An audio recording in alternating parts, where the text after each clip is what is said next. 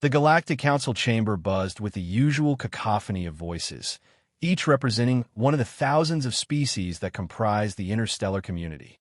At the center of the vast rotunda stood the classification podium, where species were ranked according to the Council's most sacred metric, combat prowess. For millennia, this ranking had determined everything from trade agreements to colonization rights, from diplomatic precedence to resource allocation. In a galaxy where might made right, the hierarchy was clear and unquestioned. At the apex of this hierarchy, unchallenged for over 30,000 cycles, stood the Cthar. Evolved on Xylos, a crushing world of 3.2 standard gravities with an atmosphere thick with corrosive compounds, the Cthar were living weapons. Standing at an average height of 8 feet, their bodies were encased in natural armor plating that could deflect high-velocity projectiles. 6 limbs ended in retractable claws capable of shearing through battle-grade alloys. Their musculature, dense and hyper-efficient, allowed them to exert forces that could crumple the hull of a light starcraft. Most terrifying of all was their speed. A Cthar could cross 20 meters in the time it took most species to register movement. Ambassador of Kroll, senior representative of the Cthar Dominion, observed the chamber with 4 of his 6 eyes. The other 2 focused on a data feed streaming directly into his neural implant. Around him, lesser species gave a wide berth, their instinctual fear palpable even to his dulled social senses. He found their deference appropriate. The Cthar had not maintained their position through politics or negotiation. They had proven their supremacy in countless conflicts, challenges, and ritual combats. The legendary Battle of Cygnus Reach, where a single Cthar warrior had defeated 17 Drixian berserkers. The Siege of Formalhaut, where Cthar forces had repelled an invasion force 10 times their number. The Tournament of Ascension, held every 100 cycles, where Cthar champions reminded the galaxy of their unassailable position at the top of the natural order. Kroll's musings were interrupted by a small commotion near one of the lesser entrances to the chamber. A delegation was entering, bipedal, unarmored, possessing no obvious natural weapons. Humans. The Galactic Council had reluctantly admitted the human species a mere 20 cycles ago, assigning them a rank near the bottom of the combat classification. They came from Earth, a world described in stellar catalogs as moderate gravity, moderate temperature ranges, moderate atmospheric pressure. Nothing about them suggested exceptional capability. No claws, no venom, no extraordinary sensory capabilities. Even their physical strength barely registered on a galactic scale. Yet something about them troubled Kroll. Their colonization rate exceeded projections by 43%. Their technological solutions, while often described as primitive or inelegant by Council engineers, demonstrated a disturbing effectiveness. They had successfully established outposts on worlds deemed inhospitable by Council standards, using approaches that defied conventional wisdom. Most disturbing of all was their demeanor. Where other low-ranked species displayed appropriate humility, humans exhibited a peculiar confidence that bordered on insolence. They asked questions, proposed alterations to established protocols, and occasionally, most galling of all, declined offers extended by higher-ranked species, including, on 2 memorable occasions, the Cthar themselves. Kroll's attention snapped back to the present as he recognized the lead human. Ambassador Chun-Li, a small female with the odd pigmentation variations common to her species. She was engaged in conversation with a Melnarian trade representative, laughing in that strange, rhythmic way humans did. The Melnarian, a species ranked significantly higher than humans, appeared to be listening with unusual attentiveness. As Kroll watched, the human ambassadorial team moved through the chamber, exchanging greetings with a dozen different species. Their body language displayed none of the deference expected from their classification level. Instead, they moved with the easy confidence of equals. "Disturbing, isn't it?" came a voice beside him. Fleet Commander Zexarn had approached without announcement, a liberty only another Cthar might take. "They expand their influence beyond their capability," Kroll replied. The Council was mistaken to admit them so quickly. It is not just their expansion, Zexarn said, mandibles clicking in irritation. 3 cycles ago, they declined our offer of protection for their colony in the Arcturus sector. Yesterday, they announced a mining partnership with the Drixians in that same sector. The minerals extracted will be processed using human technology, not ours. Kroll felt a pulse of anger surge through his secondary cardiac system. The rejection of Cthar protection was unusual enough.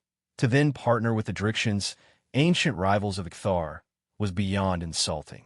They do not understand their place, Kroll said, subharmonics in his voice activating to signal deep displeasure.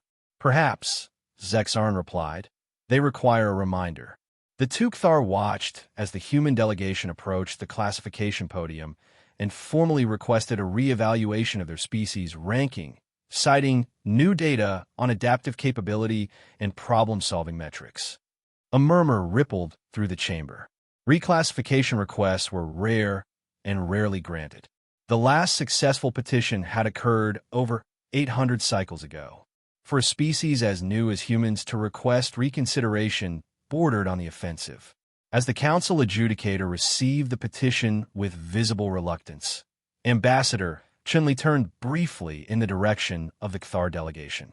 The human's eyes met Kroll's primary set, and for an instant, the Cthar ambassador felt something unexpected, not the fear or deference he was accustomed to, but something closer to assessment. The human's lips curved in what Kroll's cultural briefings identified as a smile, and then she turned away, continuing her conversation with a Pleiadian observer as if the interaction with the apex predator of the galaxy had been of no consequence. High Command must be informed, Zexarn said quietly. This behavior requires correction.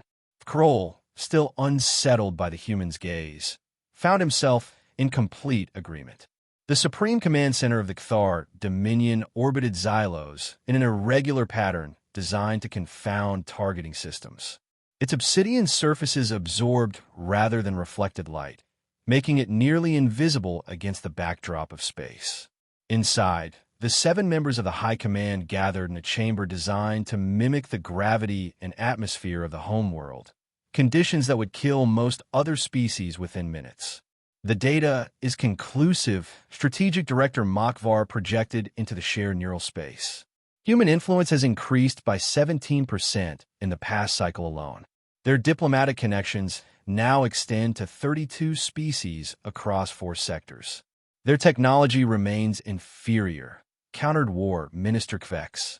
Their weapons could not penetrate even juvenile Cthar armor.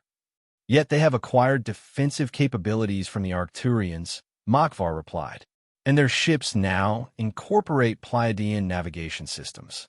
They compensate for their weaknesses through alliance and adaptation. Supreme Commander Zalvax, oldest and most decorated of all living Cthar, shifted his massive form. This petition for reclassification is a direct challenge to the order we have maintained. If allowed to proceed, other species will follow. The hierarchy that has preserved stability will erode. Then we must respond, said Kroll, who had been summoned to provide first-hand testimony. Not through council channels, which would legitimize their petition, but through more traditional means. A demonstration, agreed Zexarn. Something public, undeniable, and instructive. We considered challenging the Drixians, Makvar said. Their recent partnership with the humans would make them a logical target. But such a conflict would be predictable. We have fought Drixians hundreds of times. The outcome, while favorable to us, would not create the impact required. No, Supreme Commander Zalvax rumbled. If we wish to send a message that will be understood by all, we must target the source of the disruption. The neural space filled with agreement. Identify a human target, Zalvax commanded. One isolated enough for clean execution, but connected enough that the lesson will be widely observed. Intelligence Officer Kvol interfaced directly with the Dominion surveillance network, sifting through data collected from across human-occupied space. Within moments, a profile materialized in the shared consciousness of the High Command. Alexander Ryder, Kvol announced. Human. Scout-class survey specialist operating in the Kuiper belt of a newly charted system. Solo mission. Standard equipment. No military background detected. Currently mapping mineral deposits in an asteroid field adjacent to a spatial anomaly. Perfect, Zalvax decided. Isolated. Vulnerable. Yet performing a function valuable to their expansion efforts. His defeat will demonstrate the futility of their ambitions. Who shall we send? Asked War Minister Kvex. The chamber fell silent as the High Command considered the question. Then, with deliberate movements, Supreme Commander Zalvax turned all 6 eyes toward a shadowed alcove where a massive figure had remained motionless throughout the discussion. Forlag, Zalvax said simply. The figure stepped forward, and even among Kthar, its presence commanded attention. Forlag the Unbreakable stood nearly 10 feet tall, his natural armor supplemented by ceremonial plates earned in over 300 formal combat trials. Scars visible even through his armored hide told the story of countless battles, none lost. His reputation extended beyond Kthar's space. In 17 systems, young of various species were frightened into obedience with whispered warnings that Forlag will come for the disobedient. A human scout, Forlag said, his voice a rumble that vibrated the chamber floor. Hardly worthy of my attention. The message, Supreme Commander Zalvax replied, is worthy of your attention. This is not merely about one human, but about preserving the order that has served us for millennia. Forlag's primary eyes narrowed. I accept the assignment. The human will be neutralized within 3 cycles. As the massive warrior departed, Intelligence Officer Kvol transmitted the relevant data directly to Forlag's ship. The remaining members of the High Command shared a moment of satisfaction through the neural link. The matter was as good as resolved. None of them considered, even for a moment, any outcome other than total victory.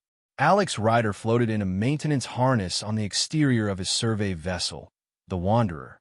The ship, small by galactic standards, was essentially a reinforced habitat module attached to an efficient drive system.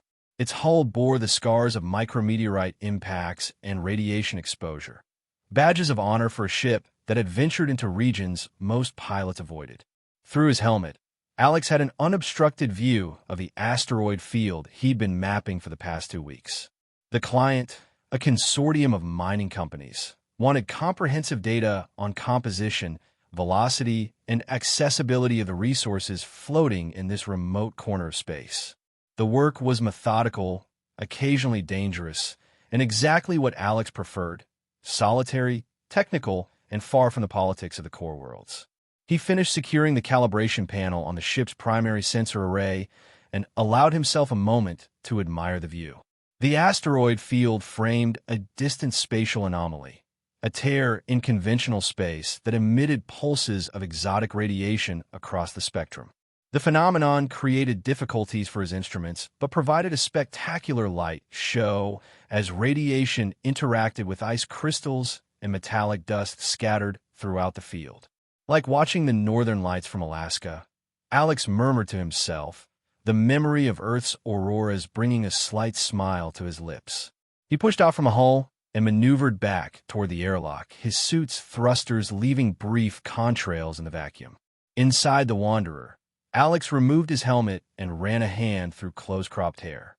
The ship's AI automatically adjusted the habitat module's lighting to match his circadian rhythm, a simulation of late afternoon on Earth. Classic rock music from the 20th century, his personal weakness, played softly in the background. The Rolling Stones, painted black, appropriate for the infinite darkness outside. He moved to the galley and prepared a meal from the ship's stores while reviewing the day's survey data on a holographic display.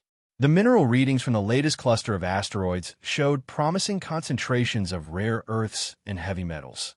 The client would be pleased. More importantly, the data would help human expansion efforts identify viable colonization targets in this sector.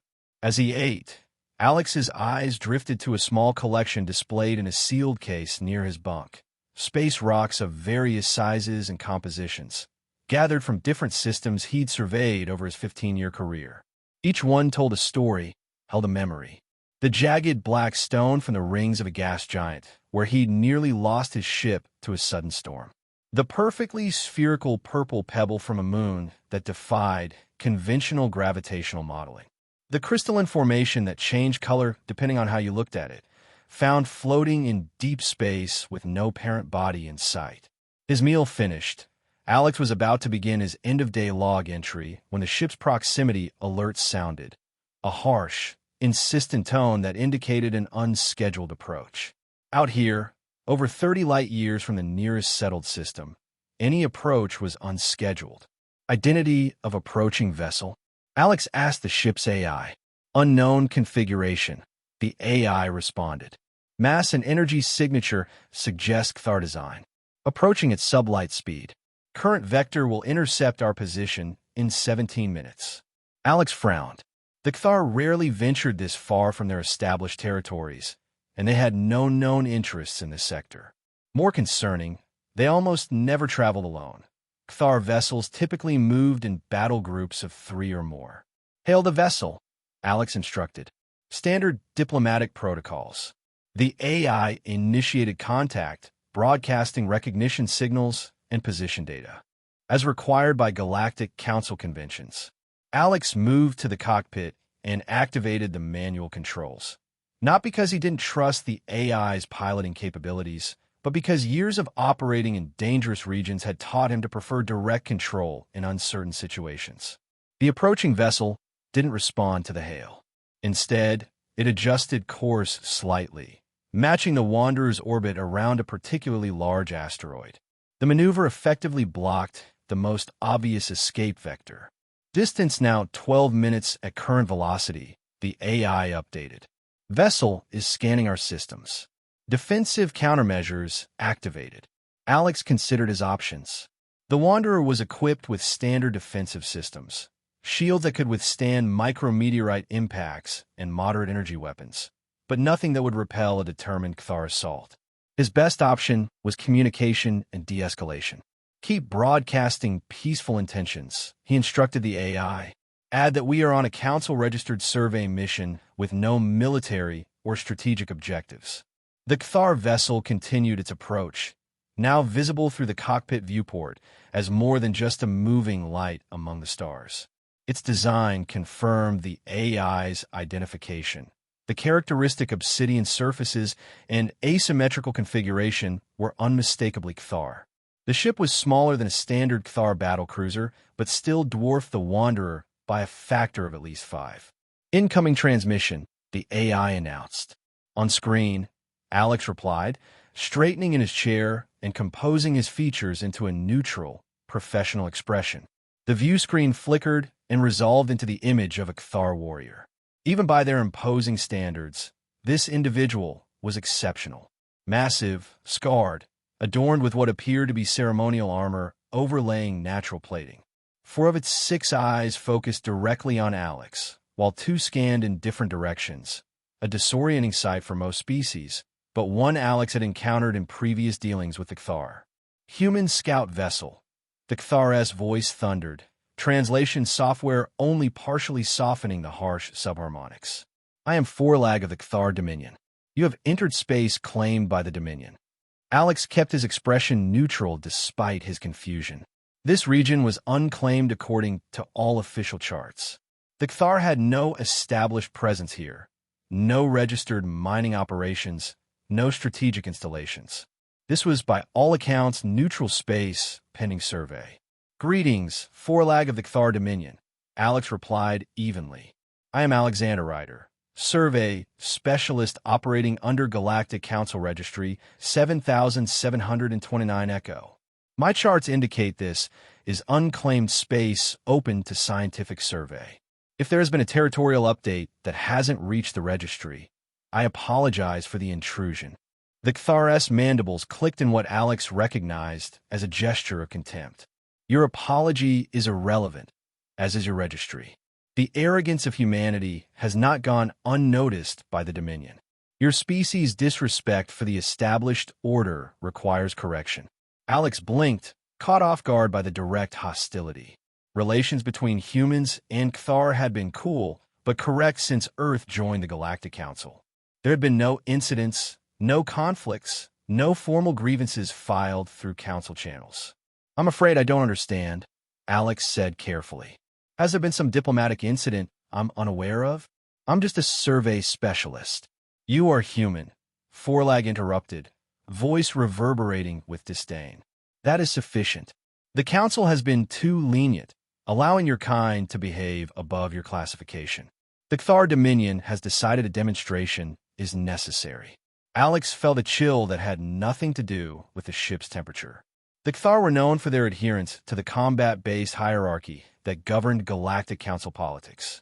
They took the classification system with deadly seriousness and had historically corrected species they felt were overstepping their assigned place. What kind of demonstration?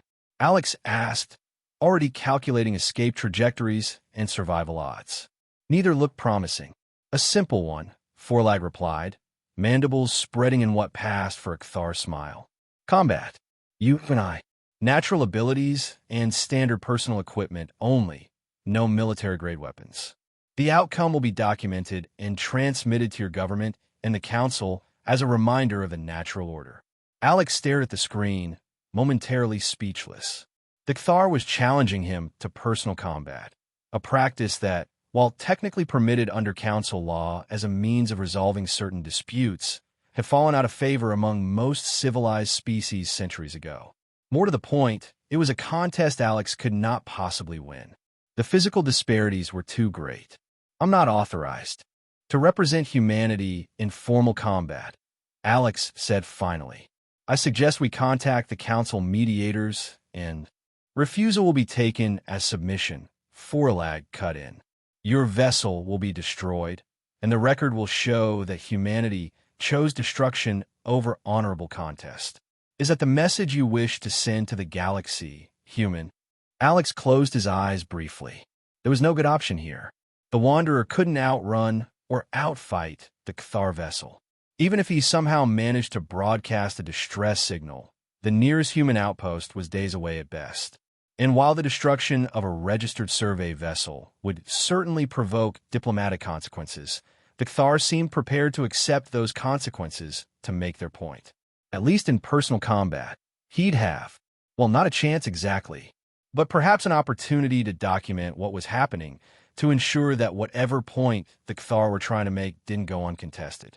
I assume, Alex said slowly, that as challenger, you're offering choice of venue? Forlag's mandibles clicked again. The combat will take place aboard my vessel, in a chamber designed for such purposes. You may bring standard personal equipment. No energy weapons above Class 2, no projectile weapons, no explosive devices. And the rules of engagement?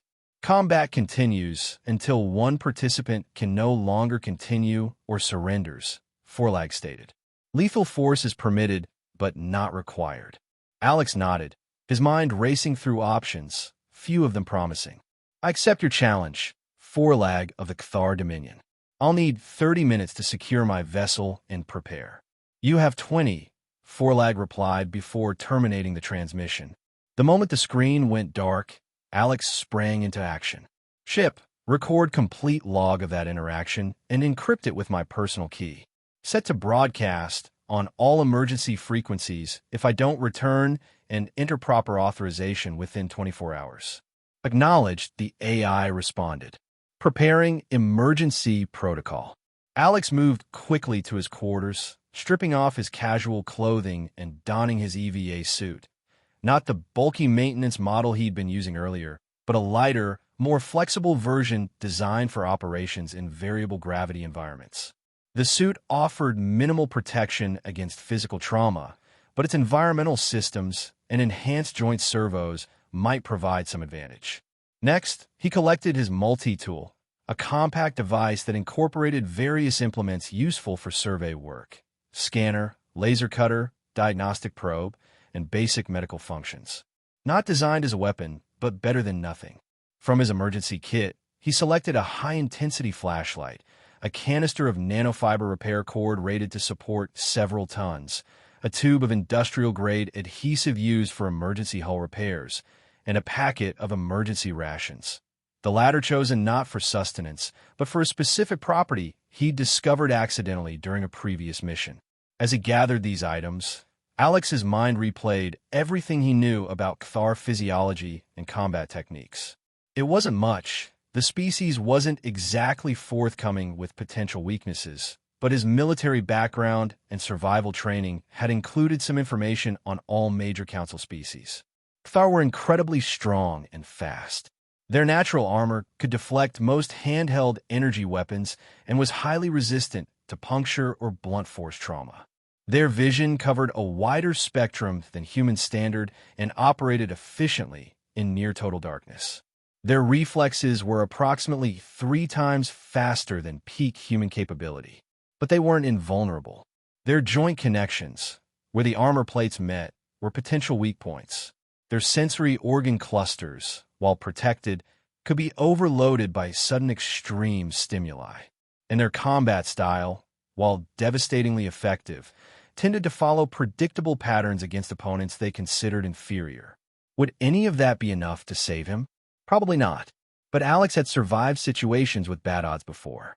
During his Special Forces training on Earth, he'd been dropped into the Siberian wilderness with minimal equipment and told to find his way to safety. On his 3rd survey mission, he'd been trapped in a collapsing mine shaft on an unstable planetoid for 72 hours before engineering his own rescue. The common factor in his survival had never been superior strength or advanced technology. It had been adaptability, resource utilization, and a stubborn refusal to accept defeat as inevitable. 18 minutes until interception, the AI announced. Cthar vessel maintaining position. Alex checked his equipment one final time, securing everything to his suit in easily accessible pouches. He recorded a brief personal message for his sister back on Earth, then initiated the ship's security protocols. If I'm not back in 24 hours, set course for the nearest human outpost and transmit all logs. He instructed the AI. Authorization Rider Omega 97. Acknowledged, the AI replied. Good luck, Alexander. Alex smiled grimly. Thanks. I think I'm going to need it. The docking procedure was surprisingly smooth. The Cthar vessel extended a boarding tube that attached to the Wanderer's airlock with a series of mechanical clunks. Environmental readings confirmed compatible atmosphere and gravity, the latter set to Earth standard, which was interesting. Either forelag was being uncharacteristically accommodating, or, more likely, wanted his opponent at full capacity to make the victory more impressive. As the airlock cycled, Alex took a deep breath and centered himself. Fear would only get him killed faster. He needed clarity, focus, and the ability to recognize any opportunity that presented itself, however slim. The inner door slid open to reveal 2 Cthar warriors, subordinates based on their less elaborate armor and deferential posture.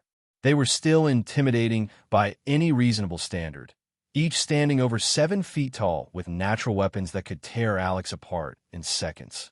The combat chamber awaits. One stated without preamble. You will follow. Alex nodded and stepped between them, noting the layout of the corridor and any potential features that might be useful later. The ship's interior was as austere as its exterior, angular surfaces of dark material that absorbed light, creating an atmosphere of perpetual dusk. The gravity was indeed set to Earth standard, and the temperature was cooler than Cthar preferred but not uncomfortable for a human. They proceeded through several corridors and a lift tube that carried them deeper into the vessel. Alex maintained a mental map. Tracking their route in case he needed to find his way back to the docking area. It was probably a futile precaution. If he somehow survived the combat, he doubted the Cthar would simply allow him to leave, but survival often depended on maintaining the habits of preparation regardless of the odds. Finally, they arrived at a large circular chamber approximately 40 meters in diameter. The floor was slightly resilient underfoot, the walls smooth except for recessed lighting fixtures and what appeared to be observation platforms at various heights.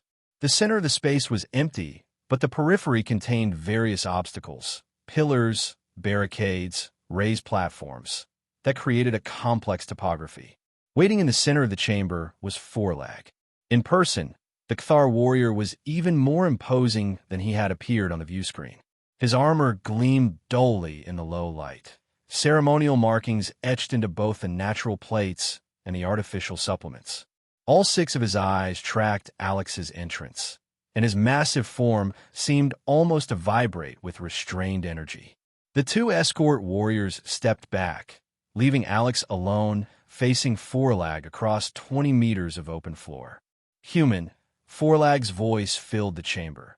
You face Forlag, the unbreakable, champion of the Cthar Dominion, veteran of 317 formal combats, slayer of the Drixian war host at Barnard Star. The recitation of titles and accomplishments continued for nearly a minute, a traditional Cthar practice before formal combat. When the warrior finally fell silent, Alex simply nodded and said, Alexander Ryder, human, survey specialist. A ripple of what might have been amusement passed through Forlag's mandibles. Your species' lack of proper combat protocol is noted. Are you prepared to demonstrate humanity's capability or lack thereof? One question before we begin, Alex said, his voice steady. Why this? Why me? I'm not a warrior or a diplomat. I map rocks for mining companies. Forlag's primary eyes narrowed. You are human. Your species has shown disrespect for the established order. The Dominion requires a clear message be sent regarding your proper place in that order. You were chosen because you are isolated and unremarkable, a perfect representative of humanity's true standing. Alex absorbed this, a piece of the puzzle clicking into place. This wasn't about him at all.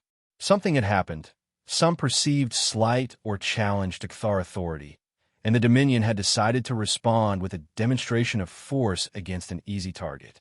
A message written in human blood, meant to be read by the entire galaxy. I understand, Alex said quietly. Then let's proceed. Without further warning, Forlag launched himself forward with shocking speed, covering half the distance between them before Alex had fully registered the movement. The Cthar's massive form seemed to blur as he charged, claws extended, mandibles spread wide in a battle cry that reverberated through the chamber. Alex dove to the side, rolling behind one of the pillars at the periphery of the combat area.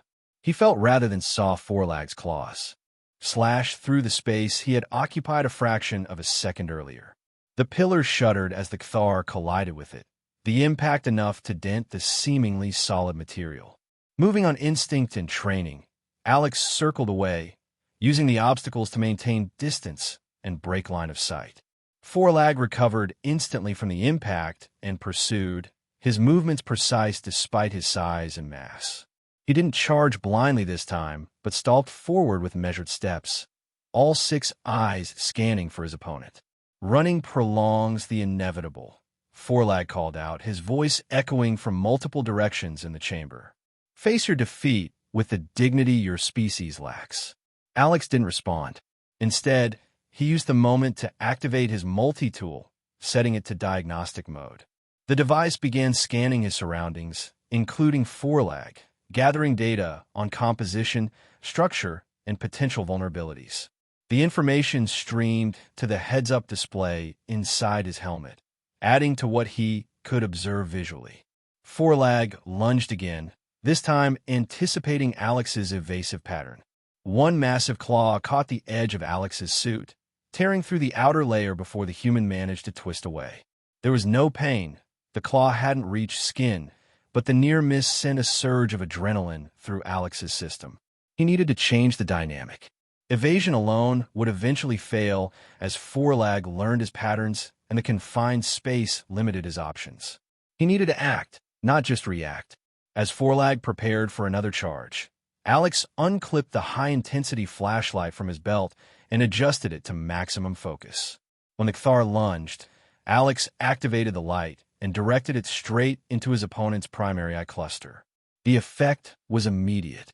Forlag roared in discomfort, 4 of his 6 eyes reflexively closing against the intense illumination.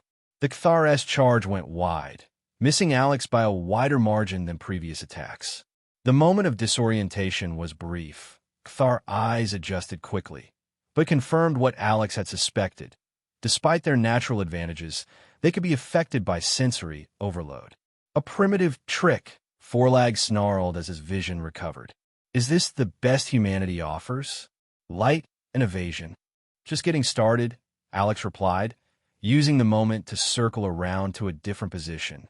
The multi-tool scan had revealed interesting data about Forelag's armor, particularly the joints connecting his natural plates to the ceremonial additions. The connection points showed different density readings, suggesting potential weak points. Forelag, perhaps recognizing the threat of further visual disruption, adjusted his attack strategy. Instead of charging directly, he began using the obstacles to limit Alex's movement options, herding him toward a corner of the chamber where escape would be more difficult. It was a sound tactic, and Alex recognized the danger. He needed to act before he lost mobility entirely. As Forelag maneuvered around a large barricade, Alex made a calculated risk. Instead of retreating further, he moved toward the Kthar, sliding beneath a raised platform and emerging on Forelag's flank. The unexpected maneuver caught Forelag by surprise. Before the Kthar could fully turn, Alex had activated his multi-tools laser cutter, a low-powered device designed for precision work on geological samples, and directed it at the junction between Forelag's natural shoulder plate and an artificial armor component. The laser wasn't powerful enough to penetrate Kthar armor, but it didn't need to be. The sudden heat at a sensitive joint caused Forelag to flinch reflexively, creating an opening for Alex to duck past and gain distance again. Interesting attack pattern, Alex murmured to himself as he took position behind another obstacle. Vulnerable points at 37-degree intervals along dorsal ridge. Approximately 4.7 tons of force in primary strike. Preferred leading with right upper limb. Forelag, hearing the human's muttering, paused in his pursuit. You analyze while you should pray, human. Your observations will not save you. Not praying, Alex replied, loud enough to be heard. Just noting that your combat algorithm has a predictable pattern after the third sequence.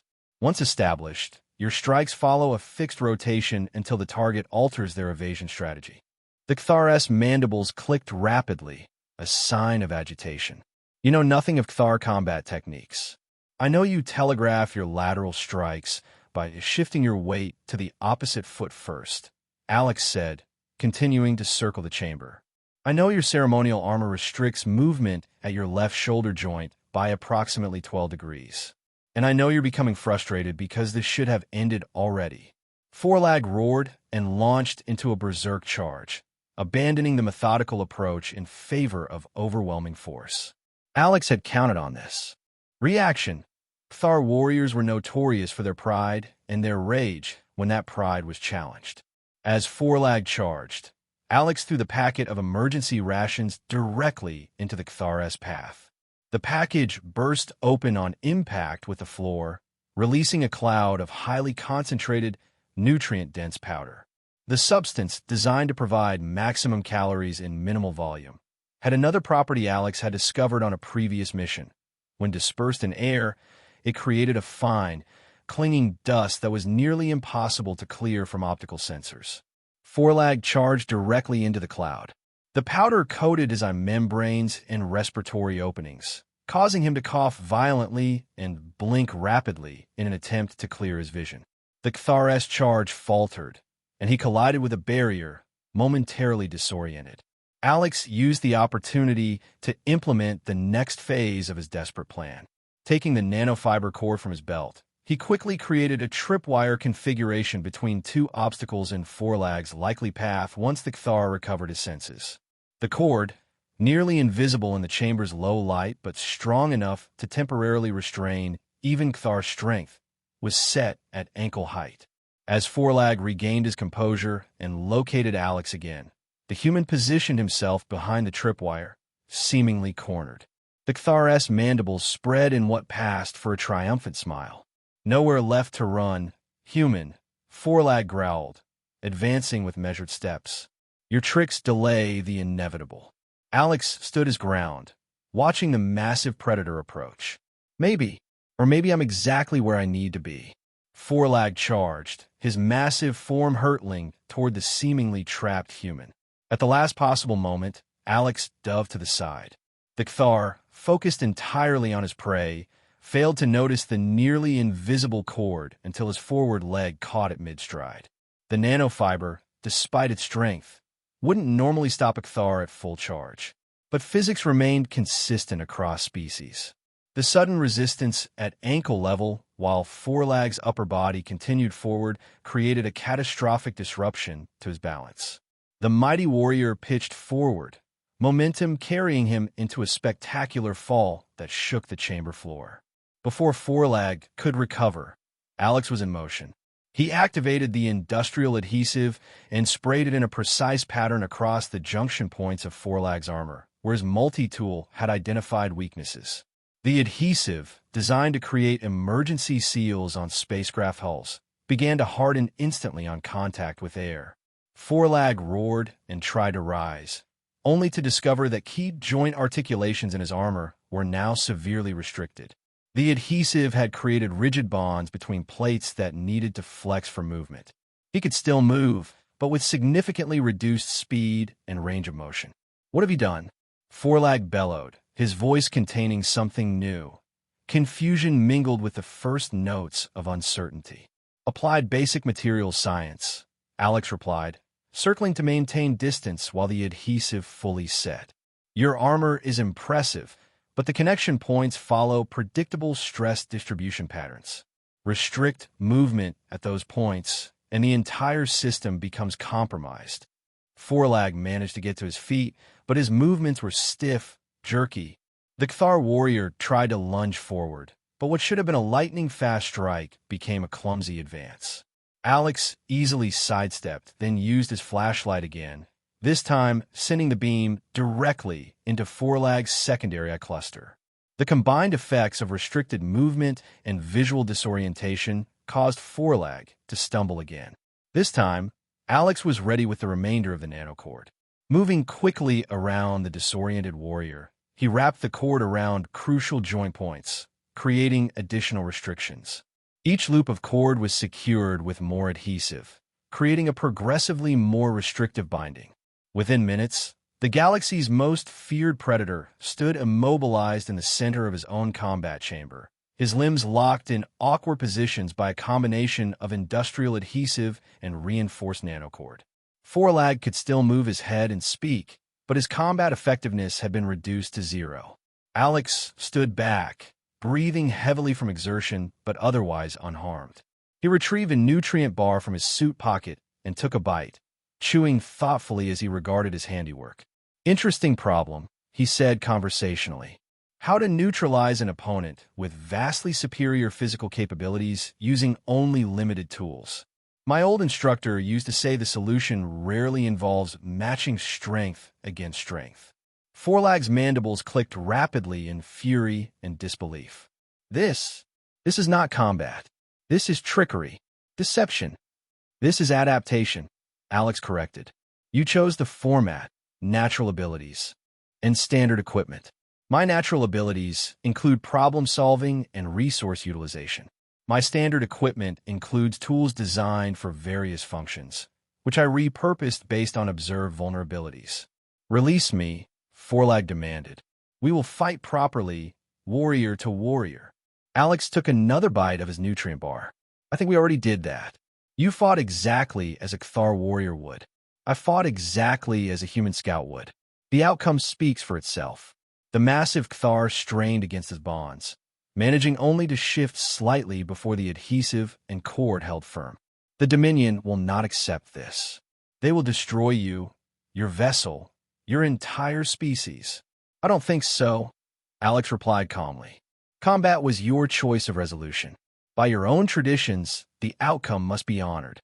He tapped a control on his helmet, activating the recording function that had documented the entire encounter.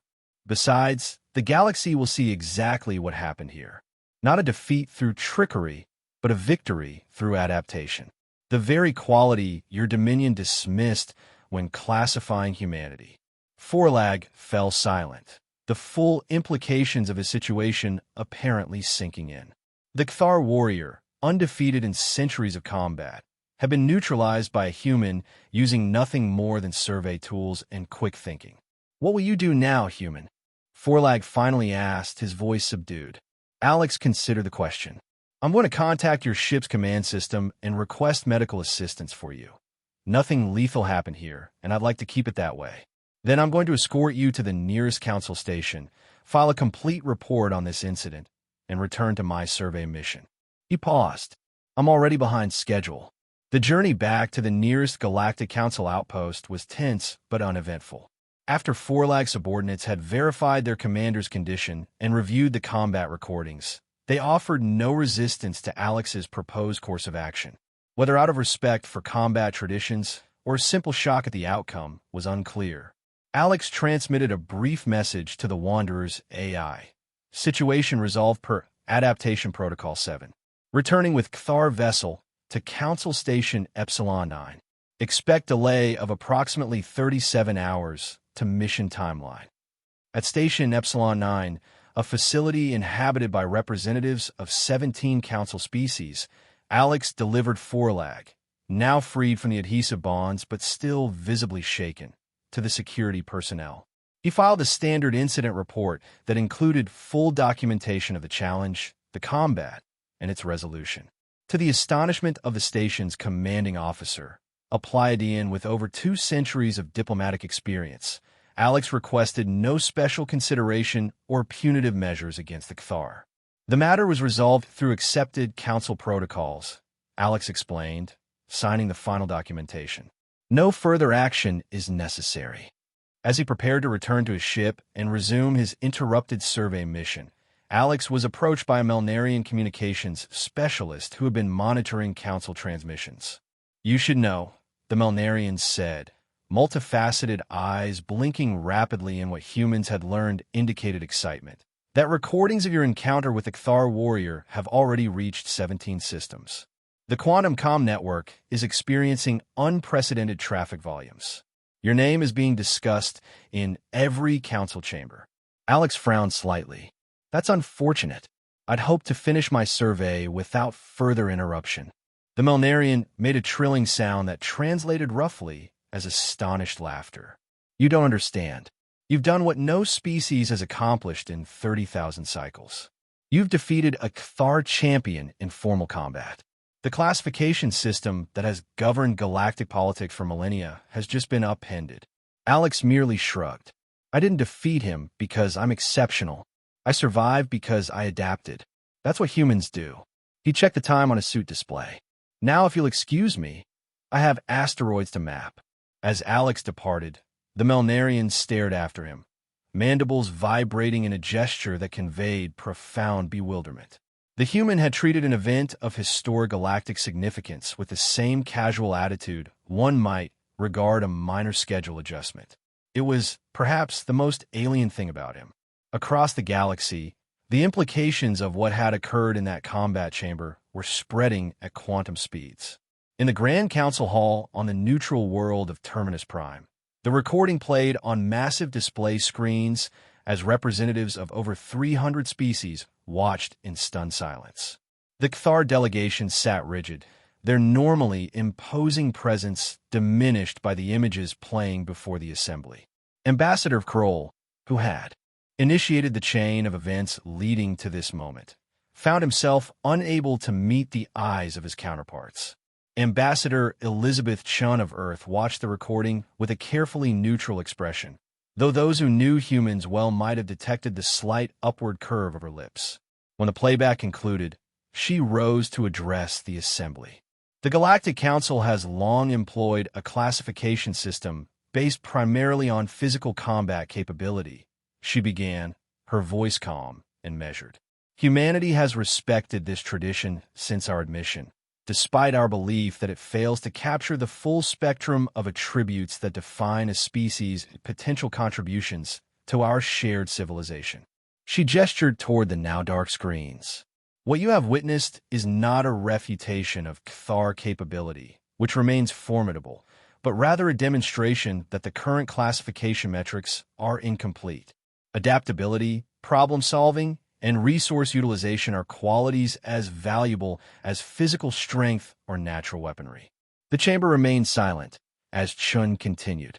Earth proposes a re-evaluation of the classification system to incorporate a more comprehensive assessment of species capabilities, not to diminish any member, but to ensure that all contributions are properly recognized and valued. The silence that followed was broken by an unexpected voice. The Kthar ambassador, Kroll, rose slowly from his seat. "The Kthar Dominion," he began, each word seemingly dragged from him by unseen forces, "acknowledges the inadequacy of the current system as demonstrated by recent events.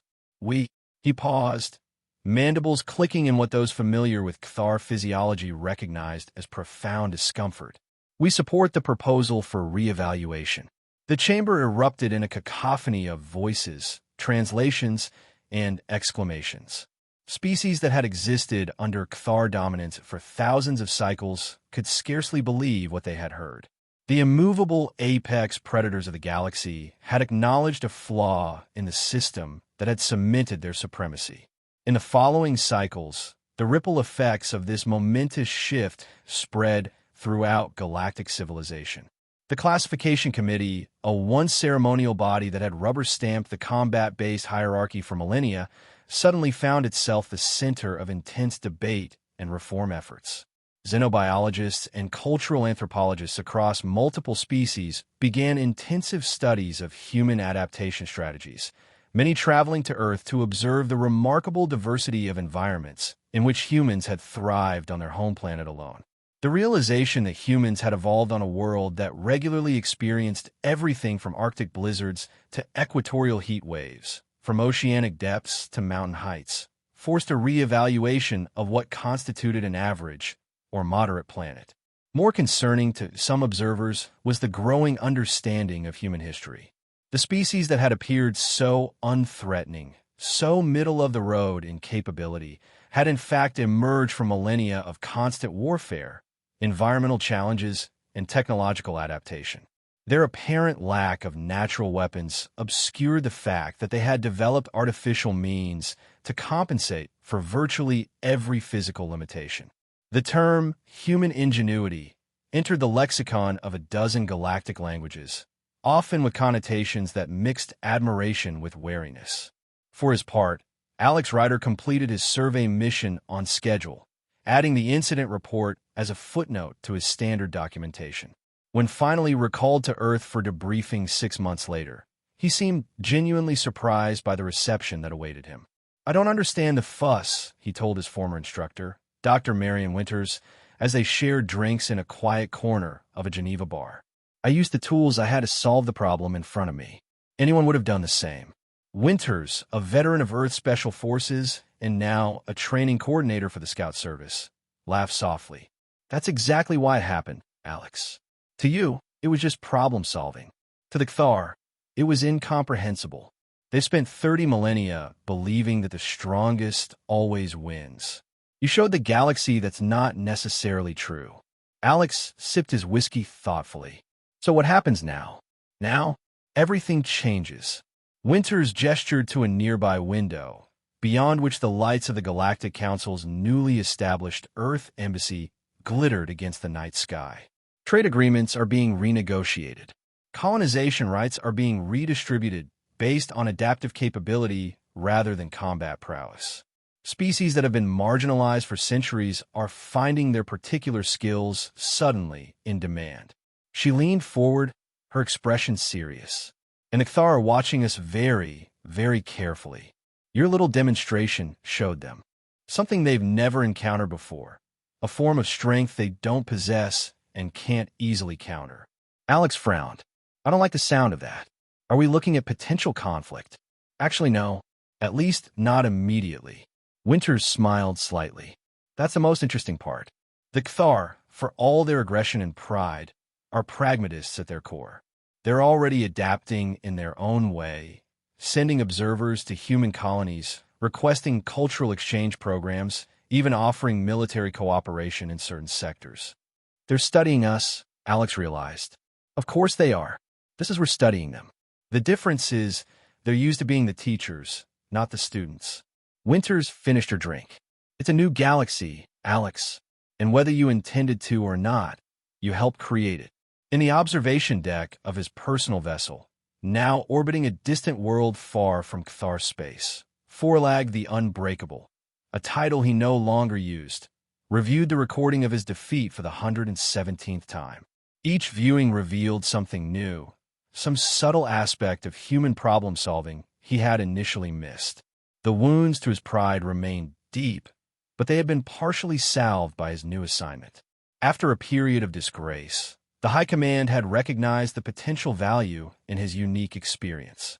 Now, he led the Dominion's Human Assessment Initiative, tasked with developing a comprehensive understanding of the species that had so thoroughly upended Cthar assumptions.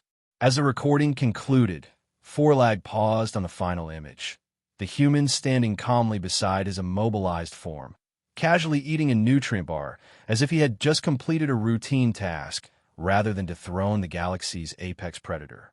Not the strongest, Forlag murmured to himself, mandibles clicking in a pattern that now carried notes of reluctant respect rather than contempt. But perhaps the most dangerous after all. The Cthar reached for the control panel, preparing to replay the recording yet again. There was still much to learn, and the galaxy's new order was still taking shape. For the first time in 30,000 cycles, the future had become unpredictable, and in that uncertainty lay both peril and possibility for all species, even his own.